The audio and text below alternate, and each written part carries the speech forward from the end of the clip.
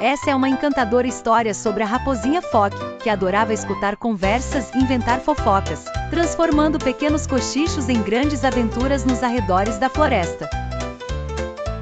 A narrativa ocorre na clareira mais ensolarada, onde a tranquilidade matutina se vê ameaçada pelas aventuras de Foque, que sempre acaba criando animação e confusão ao mesmo tempo. Um dia, a raposa ouviu a Dona Coruja falando sobre uma surpresa para o Tatu que, com sua criatividade e impulsividade, presumiu que era o aniversário do lobo, movendo toda a floresta com um rumor. O palpite se transformou em um engano sobre um suposto casamento com a raposa Vina, gerando um reboliço entre os animais.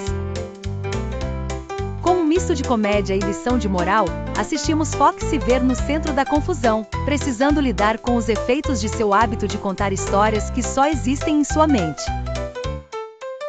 A solução vem como uma proposta de Dona Coruja.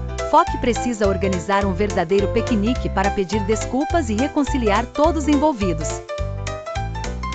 O desfecho é repleto de alegria, com direito a bolo e brincadeiras.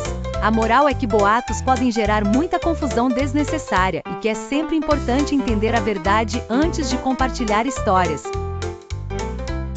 Foque aprende a lição e, ao final, a floresta inteira parece ter ganho um precioso ensinamento sobre a importância de confirmar as informações antes de sair falando.